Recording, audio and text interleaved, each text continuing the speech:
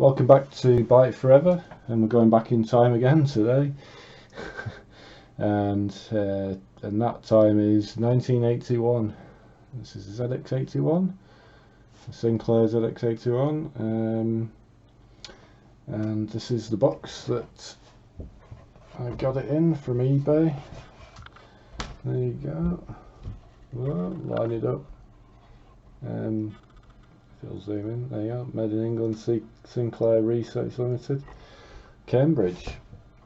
And to say this is so old, I mean, not in the grand scheme of things, not geologically old, but this box, you know, it's 40 years, and it's not looking in that bad a condition. Most of these would have just been sort of used for 2 or 3 years until ZX Spectrum came out, and then everyone else upgraded to that, and these went in the loft. I can't remember how many million they sold at this. It was quite a lot though, quite a lot of units. Anyway, so inside the box there it is, and it's quite a compact little unit. I think it got the designer a design award for the UK Design Council, and it is, you know, for the time. I bet in 19, you know, remember 1981, no one had mobile phones, no one had any computers. Pretty much all the general public never saw a computer in the UK, at least. I think this was one of the first ones, unless you were a hobby enthusiast who built their own computer. And in fact, you could buy this as a kit and put it together. That's the keyboard. So with this, when it turned up, I've done a few videos on doing some restoration on this.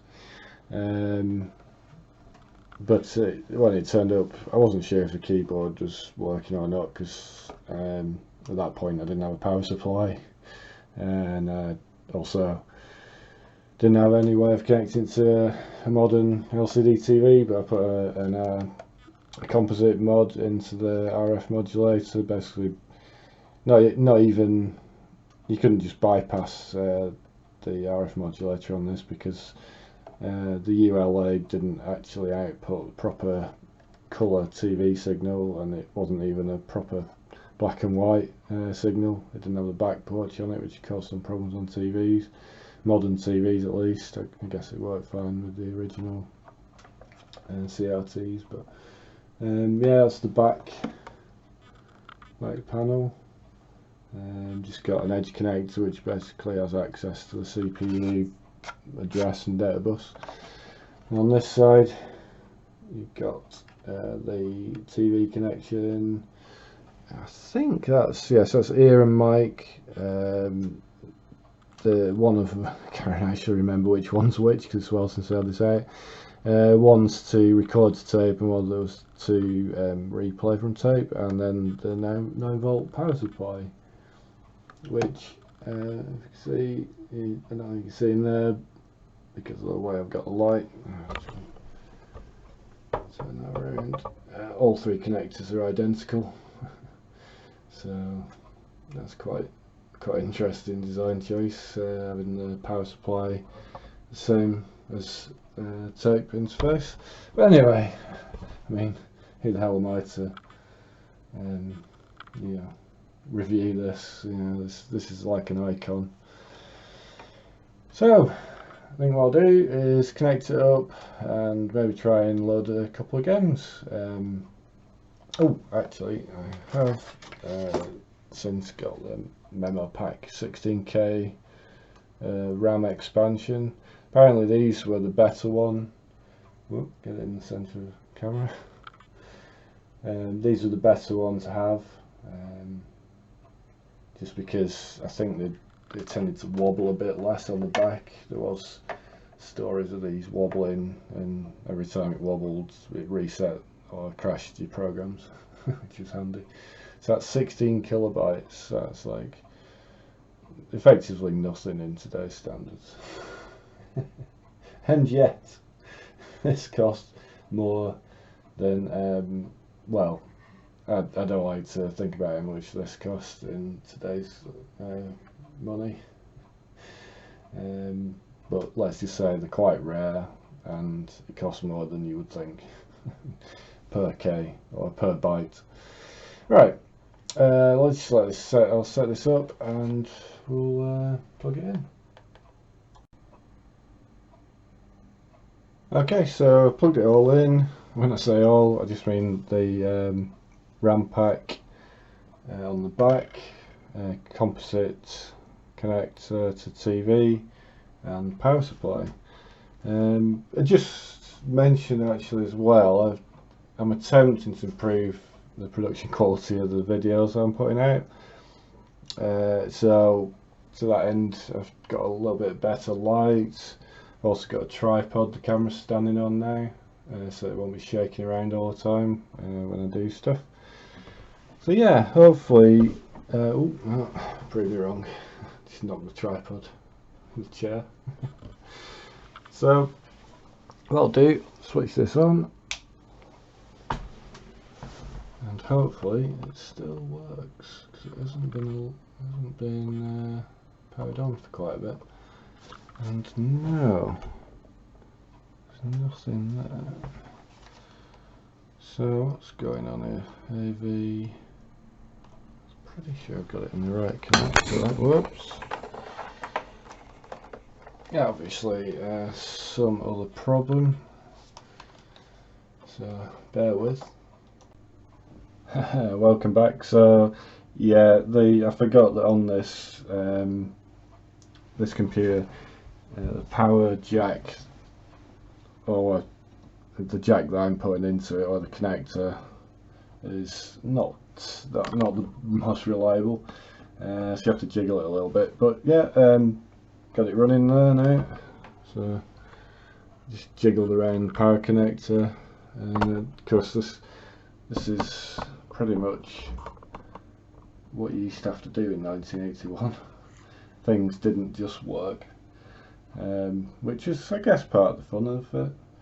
Is the early days of computers, at least home computers. So yeah, might as well do the ubiquitous Hello World program.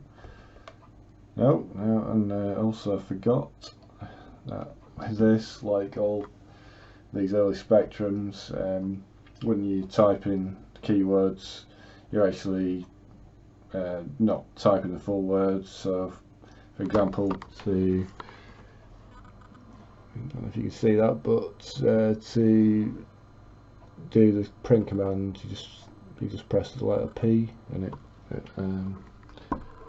fills the rest in, which I think was either a cost-saving move to make the computer cheaper, or the components inside cheaper, or it could have been something to do with you know, making use less ROM, or maybe just to make it easier to program. So here we go. So trying to work out where all the characters are on the keyboard again. Whoops. And because this is effectively for the day, I mean, calculators are better now, but this is like a really old calculator keyboard, and just struggling to find, there we go, the comma, hello world. And because there's no feel to the keys, you know, you don't actually know if you pressed it without looking at the screen at the same time as pressing the key. Oh, let's put an exclamation mark on there. Again, is there actually an exclamation mark on this keyboard? Can't remember if there is. I can't see one. Must be. In fact, I don't think there is. So hello world is all you get, and the new line, so it doesn't have a carriage return key. Let's just hope this, it has a new line, key there, and incidentally just next to the space bar or space key. But yeah, I couldn't actually find the key for exclamation mark, which you usually have on Hello World, but it doesn't matter, we're only messing around here. So 20 and go to, which is again another key. It's actually the G key. Go to 10. So that's the most basic program anyone could write for any computer, really, I guess, pretty much. And then let's run it. So with ZX81, when you run it, unlike other computers which would print a full screen and just keep scrolling and keep going, I think this just prints one screen and stops, and actually in fact it just stops. I think when you press new line again, that's it. So yeah, you just get one full screen. I think there is a way of getting it to carry on. I can't remember what that is now. Just run it again. It might be press the space. No. So yeah, that's, if you press space, it just doesn't list the program. Yeah, but I'm quite impressed with this still. The video quality on it. Yeah, I don't know if any of you seen some of my other videos. I think I've just at the moment done one on TV signal generation using an Arduino, and believe me, if you don't have custom hardware, which obviously this has a ULA made by Ferranti, to get the quality of video, and don't forget this is bypassing the RF modulator, so it's effectively like a monitor output would have been, say, on a Commodore 64, but it's actually really good quality. You know, it's stable. Obviously I've got this composite mod which I mentioned in another video, but you know, for 1981, I think you'd be fairly chuffed with that. You know, don't forget I think it was 4-day week in the UK at one point. There was loads of industrial unrest, unfortunately. The miners' strike and stuff in the 80s. Was it late 70s, early 80s? You know, and then suddenly we had the Sinclair ZX81, and I think because it was something you could buy for quite a bit less than 100 quid, you know, more than just rich people could own a computer at that point then. And that was quite good. I think then it kick-started the computer revolution in the UK, which I think was a good thing, pretty much. Anyway, thanks for watching this little video. I've probably gone on too long now. But yeah, thanks for watching, and bye for now.